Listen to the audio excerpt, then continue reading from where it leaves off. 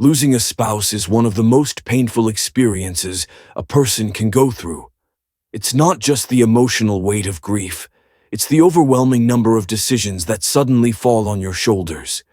In times like this, it's easy to make choices out of pain, loneliness, or pressure from others, but some decisions can lead to unnecessary regrets, financial difficulties, or even emotional setbacks that make healing even harder. The truth is, while grief is personal, there are certain things you should always think twice about before saying yes to. In this video, we'll discuss 5 things you should say no to after losing a spouse. Mistakes that many people unknowingly make only to realize later that they weren't truly ready. These are the pitfalls that can make an already difficult time even more complicated. And by knowing them in advance, you can protect your emotional, financial, and physical well-being. Stay with me until the end, because these insights aren't just about avoiding mistakes. They're about making sure you navigate this chapter of your life with clarity, dignity, and the support you deserve. Now let's get started. Number 1, making big financial decisions too soon. One of the most common mistakes people make after losing a spouse is rushing into major financial decisions. It's understandable. Suddenly, you're faced with bank accounts, insurance policies, investments, and possibly even the question of whether to keep or sell your home in the midst of grief. It can feel like taking immediate action will provide stability or a sense of control. But the reality is, grief clouds judgment, and making irreversible financial choices too soon can lead to regrets down the road when emotions are running. High decisions that seem logical in the moment might not be the best for the long term. Many widows and widowers feel pressured by well-meaning friends, financial advisors, or even their own sense of urgency to sell their house, move to a new location, or make large investments. But the months after losing a spouse or a time of emotional adjustment, not financial risk-taking, the smartest move you can make is to pause. Give yourself time to process your loss before making choices that could affect the rest of your life. Take the case of 74-year-old Margaret. After losing her husband, she was told by multiple people that she should downsize her home immediately. The idea made sense: less space to maintain, lower expenses, and a fresh start. So within a few months, she sold the house they had lived in for 40 years and moved into a smaller apartment in a different town. But once the shock of loss settled, she realized she had made a decision out of panic. She missed her familiar surroundings, her neighbors, and the sense of comfort her home provided. In hindsight, she wished she had waited longer before making such a big move. Financial decisions don't just involve real estate. Many newly widowed individuals are targeted by financial predators, people who see vulnerability as an opportunity, whether it's unsolicited investment opportunities, high pressure, your sales tactics, or even well-intentioned but uninformed advice from friends. It's crucial to be cautious. If someone is urging you to sign papers, make a major withdrawal, or invest in something quickly, take a step back. The best financial decisions are rarely the ones made in a rush. Another common mistake is giving away money or assets too quickly. Grief often brings a strong desire to help others. Children, grandchildren, charities, or close friends. While generosity is a wonderful thing, making large financial gifts or dividing assets prematurely can leave you in a vulnerable position. Later on, what seems manageable in the moment might not be sustainable in the years ahead. Before making any major financial moves, it's best to consult with a trusted professional who understands your long-term needs and can help you plan wisely. The first year after losing a spouse should be about stabilization, not drastic. Financial changes experts often recommend the 1-year rule, which suggests waiting at least a year before making any irreversible financial decisions. This allows time for the initial emotional shock to pass and for you to think clearly about what's truly best for your future. Losing a spouse is already one of life's most difficult transitions. The last thing you need is added stress from financial missteps that could have been avoided. Take your time, seek trusted guidance, and remember there's no rush. The best decisions are made with clarity, not grief. Number 2, isolating yourself from friends and family after losing a spouse. It's natural to want time alone. Grief is deeply personal, and sometimes solitude feels like the only way to process the pain. But while taking moments to yourself is important, completely shutting out friends and family can lead to an even deeper sense of loneliness, one that makes healing harder. Many people fall into the habit of withdrawing, telling themselves they just need more time. But the truth is, isolation can quickly turn into a pattern that's difficult to break. Human connection plays a crucial role in emotional well-being, especially during times of loss. When people distance themselves for too long, they often experience increased feelings of sadness, anxiety, and even physical health decline. Studies have shown that prolonged social isolation can weaken the immune system, increase blood pressure, and even shorten lifespan. In contrast, staying connected, even in small ways, can help ease the emotional burden and provide a much-needed sense of support. Take the case of 78-year-old Walter. When his wife of 52 years passed away, he stopped answering phone calls, skipped family gatherings, and rarely left the house. He told himself he just wasn't in the mood to talk, that people wouldn't understand his grief, and that being alone was easier. Months passed, and instead of feeling better, he felt worse. His days blurred together, his energy dropped, and even his appetite changed. It wasn't until a neighbor insisted he come over for coffee that something shifted. That one conversation turned into a weekly habit, then a small routine of meeting up with friends. The more he engaged, the lighter he felt. Not because the pain disappeared, but because he realized he wasn't alone in carrying it. The key isn't to force yourself into big social situations. Before you're ready, it's about taking small steps to stay connected, whether it's answering a phone call, going for a short walk with a friend, or even joining a support group. These little actions can help keep you from slipping into deep loneliness. If you don't feel like talking, that's okay. Simply being around people, even if it's just listening to a conversation, can help remind you that life continues, and that support is available when you need it. Another mistake many people make is pushing away those who care the most. Sometimes grief brings irritability, exhaustion, or a sense that others just don't understand what you're going through. But shutting people out completely can create unnecessary distance between you and those who genuinely want to help. Your loved ones may not have the perfect words, but their presence alone can make a difference. Letting them in bit by bit can provide comfort, even when words aren't enough. It's also important to seek support from those who understand your experience. Connecting with others who have been through similar loss, whether through a grief support group, a community gathering, or even an online forum, can be incredibly healing. Speaking with people who truly understand what you're going through can validate your feelings and provide reassurance that you're not alone. Grief doesn't follow a schedule, and there's no right way to heal. But staying completely isolated only makes the journey harder. Finding small ways to reconnect with others at your own pace can provide strength, support, and even moments of unexpected joy. Remember, you don't have to carry the weight of loss alone. There are people who care, who want to be there for you, and who can help you move forward one step at a time. If you're still watching this video and finding these insights valuable, please comment number 2 below to let me know you're here. And if you have subscribed yet, I recommend you subscribe and turn on the bell so you don't miss any videos.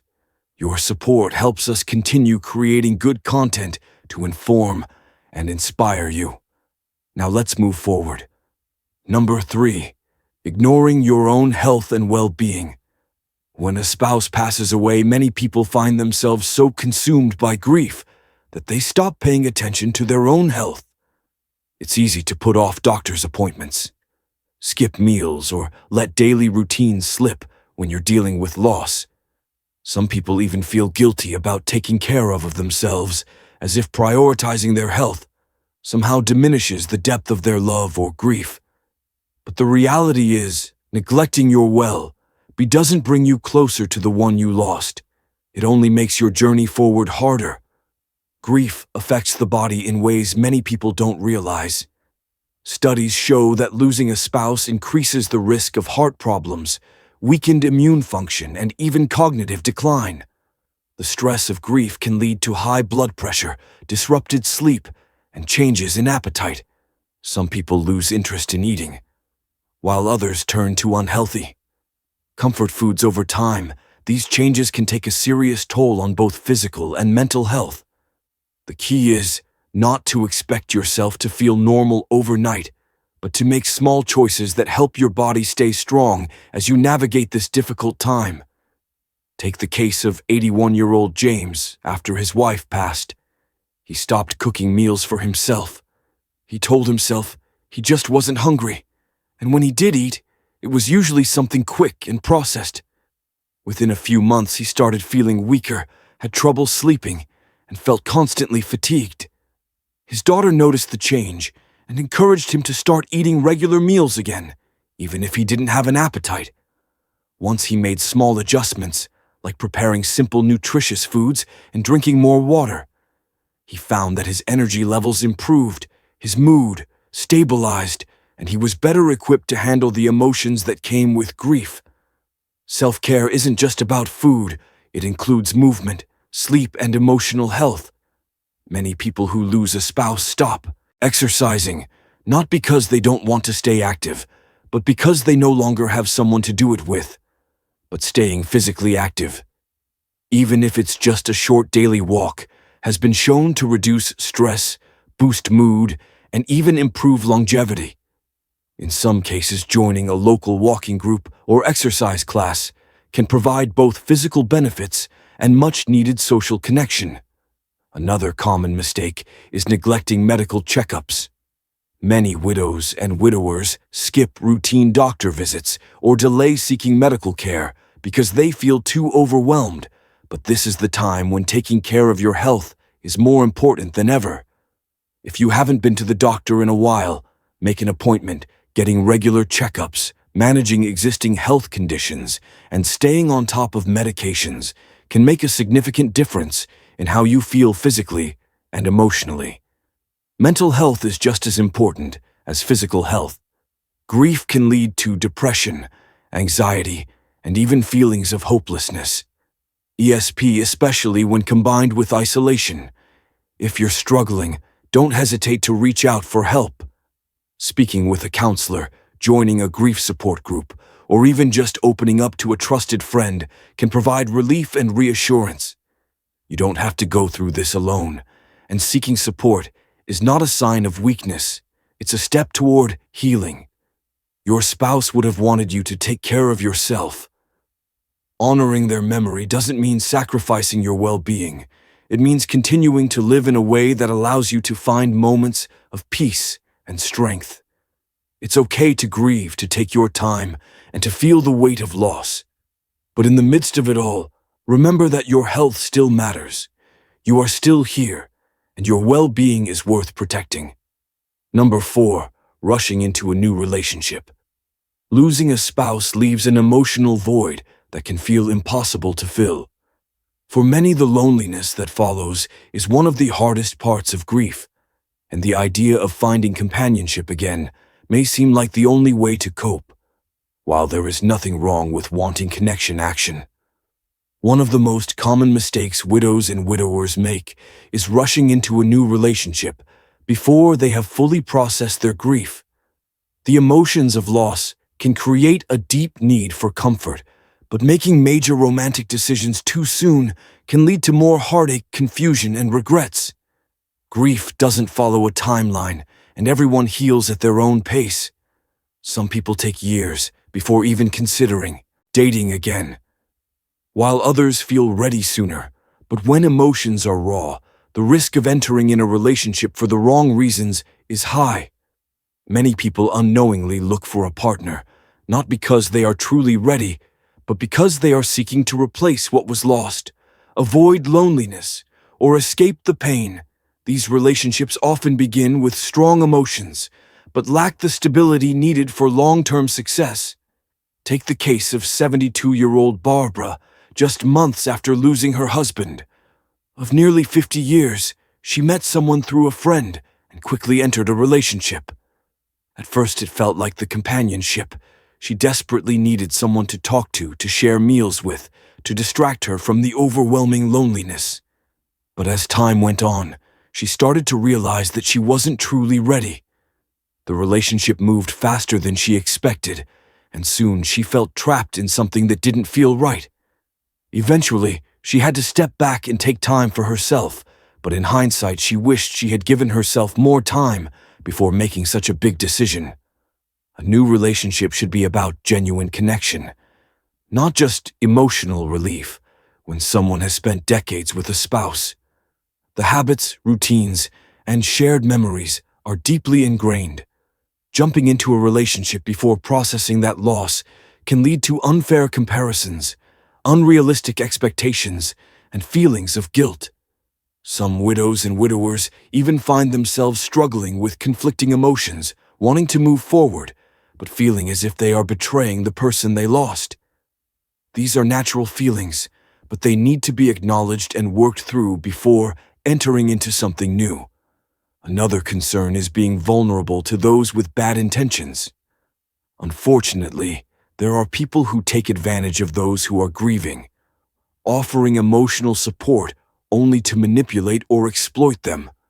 Financially, scammers and even well-meaning but opportunistic individuals often seek out widowed seniors, knowing they may be emotionally fragile and in need of companionship. This is why it's essential to trust your instincts and take your time. If someone is pressuring you to commit quickly, make financial decisions, or distance yourself from friends and family. Those are red flags that shouldn't be ignored. This doesn't mean avoiding love or companionship forever. Many widows and widowers do find meaningful relationships later in life, but the healthiest and most fulfilling ones happen when both individuals are truly ready, when the decision is made from a place of healing, not desperation. Time and reflection are key. Taking the time to process grief, rediscover personal identity, and find peace in being alone before seeking a new partner makes a world of difference. If you do choose to date again, go at your own pace. Take time to understand what you truly want in a relationship, and make sure you're entering it for the right reasons. Talk with trusted friends or family members about your feelings, and don't feel pressured by anyone's opinions, whether they think it's too soon or that you shouldn't be alone. The decision is yours and yours alone. At the end of the day, grief and healing are deeply personal journeys. There is no rush, no deadline, and no rule book. The most important thing is to take care of yourself first, so that if and when the time comes, any new relationship you enter is built on a foundation of strength, peace, and true companionship. If you're still watching this video and finding these insights valuable, please comment number 4 below to let me know you're here. And if you haven't subscribed yet, I recommend you subscribe and turn on the bell so you don't miss any videos. Your support helps us continue creating good content to inform and inspire you. Now let's move forward. Number 5, holding on to every possession without letting go. One of the hardest things to do after losing a spouse is deciding what to do with their belongings. Every item holds memories, and the thought of letting go can feel like losing them all over again. Many widows and widowers struggle with this, keeping every piece of clothing, every personal belonging, and every small item exactly as it was, afraid that moving or changing anything means erasing the life they shared. But while it's understandable to hold on, keeping everything indefinitely can sometimes make grief even heavier, preventing emotional healing and the ability to move forward. Holding on to some sentimental items is completely natural. There's no rule that says you have to get rid of everything. but keeping an entire home untouched for years, leaving their closet exactly as it was, or avoiding making any changes can turn a house into a shrine of grief rather than a place of comfort over time, instead of bringing peace. It can serve as a daily reminder of what has been lost, making it harder to adjust to a new chapter of life. Take the case of 76-year-old Harold. After his wife of 55 years passed, he left everything exactly as she had. Her shoes stayed by the door, her clothes remained in the closet, and her favorite chair was left untouched. At first it felt like a way to keep her close, but as the months passed he realized that walking past her untouched belongings every day was keeping him stuck in the same place. Emotionally, he wasn't ready to get rid of everything, but when he slowly started donating some items, keeping only a few meaningful ones, he felt a sense of relief. It wasn't about forgetting, it was about making room for healing. Letting go doesn't mean forgetting or loving less. It means allowing yourself space to breathe instead of forcing yourself to make sudden changes. Start small. Choose a few meaningful keepsakes, a piece of jewelry, a handwritten note, a favorite photo, and create a special space for them. Then, when you feel ready, begin sorting through other belongings, deciding what truly holds meaning and what is simply taking up space. Another mistake people make is feeling pressured by others to get rid of things before they're ready. Friends or family members may mean well, suggesting that you should clear things out or move on, but this decision should always be made on your own timeline. If you're not ready, don't rush it at the same time. Be mindful that holding on to everything out of guilt or fear may be keeping you in a place of sadness longer than necessary. There is also an emotional balance in repurposing, rather than just removing some people. Find comfort in turning an old shirt into a quilt, transforming a collection of letters into a memory book, or passing down sentimental items to loved ones who will cherish them. This way their presence remains, but in a way that brings warmth instead of just sorrow. Ultimately, grief is not about things. It's about love, memories, and the bond you shared. No object can replace a person, but clinging to everything that owned won't bring them back either. Letting go in small and thoughtful ways is not an act of forgetting. It's a step toward honoring their memory, while also making space for your own healing. Moving forward doesn't mean moving away from them. It simply means carrying them with you in a way that allows both love and life to coexist.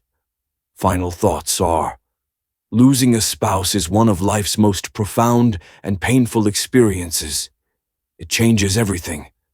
The way you live, the way you think, and even the way you see the future. But in the midst of grief, it's important to remember that every decision you make during this time has the power to either help or hinder your healing.